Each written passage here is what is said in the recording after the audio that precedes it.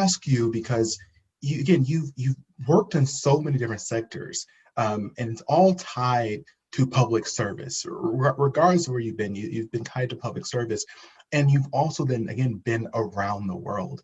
Um, how have you gone about building relationships, uh, networking? And I say this because right now, we're dealing with COVID, right? And so most people are still having a challenge. How do I network within my organization? You network across the world. How do you go about developing relationships with people in different countries, who may not have the same, or who likely don't have the same first language as you, and have a completely different culture than you? How do you do this? Oh, well, I mean, yeah, more than that, not the same belief system, not the same values. So I ended up working in highly traditional cultures often, in which, there wasn't a commensurate education levels.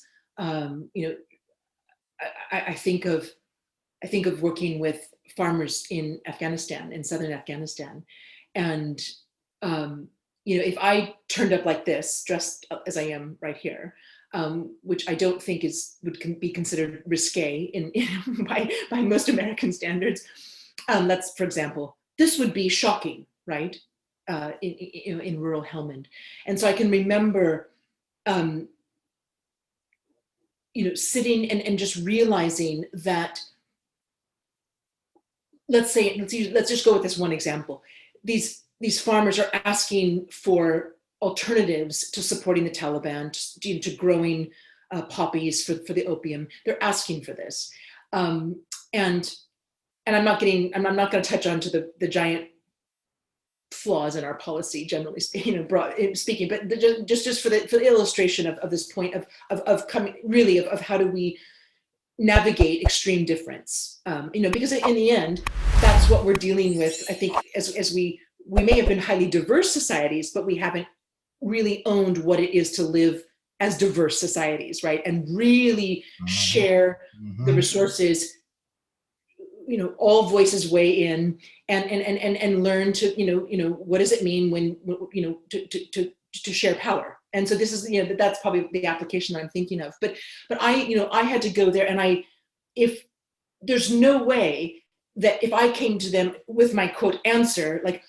oh, it's very simple. If you want safety, security, and economic prosperity, you need to educate your girls. Now, here's what the World Bank has, here's the charts. The evidence is, beyond the pale. There's not a country on the planet that, when they chose to educate their girls, did not rise in the economic, overall economic index. And so, but in that moment, in the space of a year even, I mean, there's no way that I could come with that message, however objectively evidenced. That's my world. I'm in their world. And if and they're going to look at me, and they're going to say, they're going to see first, how am I dressed? They're going to see how I behave, because they have certain expectations of women, of girls. And so I'll just have to give the answer, because I don't know or how I did it. I'm not entirely sure where. Again, I think it was just that intuition, and it was coming from a place of, I am not the authority. I'm vulnerable. I'm unarmed, and I think, the illusion of having weapons is another whole conversation to unpack, right? Because it's not, what the most, the most well-funded military in the world was still getting defeated by, bombs that were like $2 made of, urine. I mean, so I mean, but I mean, like, so what in some ways my gift was that I was unarmed, so I had no illusion. My security comes from the people I'm working with, and so I had to look at them and realize they're not actually going to listen to me, and this has to be incremental. And so I would say, in order to communicate and to get a message across, and to meet them where they're at, I'm going to dress as they would expect. Well, it's already odd that I would be even speaking to them, but I think I think I was kind of, and this is before, I thought I would say a third gender, but I know that in this day and age that doesn't make as much sense anymore. But I used to say that I was a third gender because I look like a woman, but I had the relative power of a man in their world. So I was something in between. But, you know, so basically, if it would be more effective to let a man have the power, a local man that they did respect. I looked at, who do they respect? Who do they listen to? Can I leverage that power to help them and to help them get at least introductory projects going so that they can begin to kind of explore a different way. And so I think it's looking at power. What is, here's the person I want to help or assist or get on board. You have to start at their point, right? You can't start at my comfort level. What's their comfort level? And so, for example, if they didn't expect me to look them in the eye, then I was happy to keep my glance, no eye contact. I was happy to engage them and just defer to my male colleague, my translator, or let him have the power. Because in the end, do I want a successful project, or do I need my personal ego, to be in charge? I'm not sure if I'm answering the question. I'm giving an example. No, I think you just did a perfect illustration of influence, right?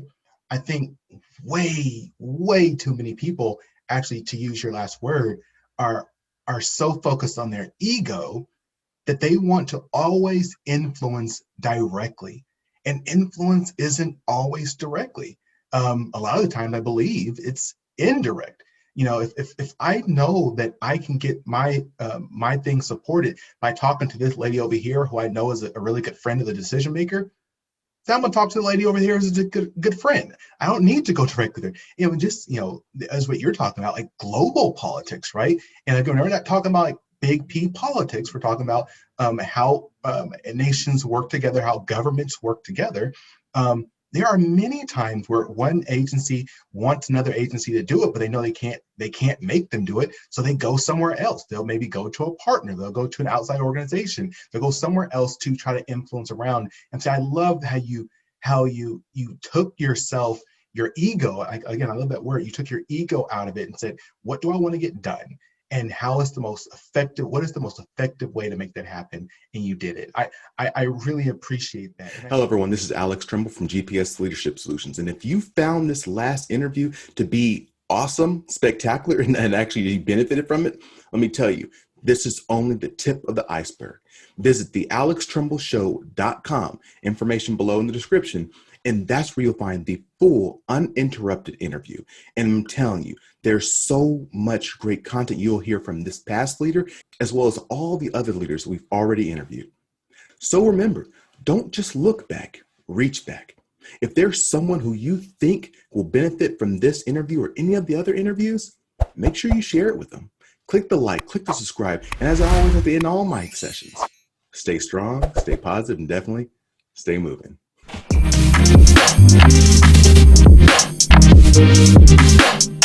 Thank you.